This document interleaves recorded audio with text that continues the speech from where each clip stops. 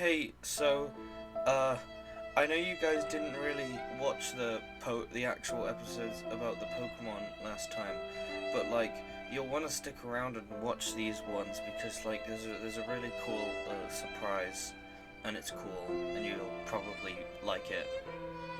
Anyway, this video I'm going to be talking about the 5th, 6th, and 7th gym leaders. Don't worry about the 8th gym leader, she's sick. Now, onto the most requested, I'd say, gym leader, even though none of the other gym leaders were really requested, but whatever. The creepy guy. And I know, not a mask maker, would have been kind of cool if he was a mask maker, I admit. But, like, didn't really want to take from Alistair, so instead I just made him a weirdo with, like, the hidden face and glowing yellow eyes. So, please don't kill me. Anyway, this is his team, and his whole theme is teaching you that, like, it's the classic message of don't judge a book by its cover, but with the add-on of, but still be, like, cautious. Because these are mostly chill Pokemon, but they can still kick your ass. For example, what did I call it? Noiro, that's what I called it. Is, you know, it's from Duskull, who steals souls and stuff. But it's a superhero, so like don't judge a book by its cover because because you think it's evil because of its final evolution, but it just wants to be chill. Anyway, then there's Toothice, who is a nightmare Pokemon, but is chill.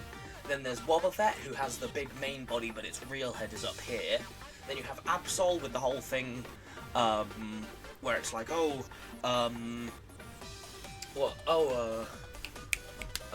it's evil, it causes disasters, you know, the whole Pokedex entry is where it talks about that folklore, but it's actually just warning people about disasters and it censors it. And then we have, his ace, what did I call it? I forgot what I called it, whatever. Because, I don't know, it hides in the forest, and you'd expect it to be, I don't know. I just wanted this to be his ace. I'm gonna be real. I just had a concept of a dark type gym leader with this as their ace, who like lived in harmony with the icy and stuff. And I kind of merged that idea with this guy, so I'm not really sure why she's here because she is kind of evil, but whatever. Anyway, this guy, creepy face, obviously, because like don't judge a book by its cover, but also still be cautious. And green hair because he like lives in the green like matted hair because he lives in the forest and camouflage and stuff. So anyway, on to the next gym leader named Alex, who is who teaches the. I know it's kind of late, but she teaches the kids who have made it this far sort of deeper strategies regarding Pokemon. So like we have Reuniclus with Trick Room, Reflect, and Light Screen. Also, it's obviously holding Light Clay. Then there's what's it called? This thing, because if there's anything, because I googled what the best Trick Room Pokemon is, and this dude showed up, which, you know, makes sense. Base speed of 20. Sorry, you know, get off a calm mind and stuff. You're good. Then we have Balrog, because, you know, this thing gets hit and it transforms, and she'd give it a focus sash. So, you know, also this thing does Bug Bite to remove any berries you might have. Then there's Blaziken, because there was a really funny strategy I used against my brother a little bit ago when we used unevolved Pokemon in a fight in Pokemon Stadium, where it was Torchic with Detect and Protect and Speed Boost. So I'd just like spam Detect and Protect until I was at max speed and then just plow through most of his team. And then we have Spedicin, who might not be the best idea for a Trick Room team because it's fast as fuck, but, you know, it's kind of just there because, like, assuming you don't absolutely plow through her team, Trick Room will be down by the time this thing comes out, and it'll just come out and blast your team to bits. That's kind of the idea. She's got this pattern on her suit because, like, Protect and Light Screen and all the, like, shield stuff. She's got a cloak because, like, what strategist doesn't have a cloak? And she's got this little,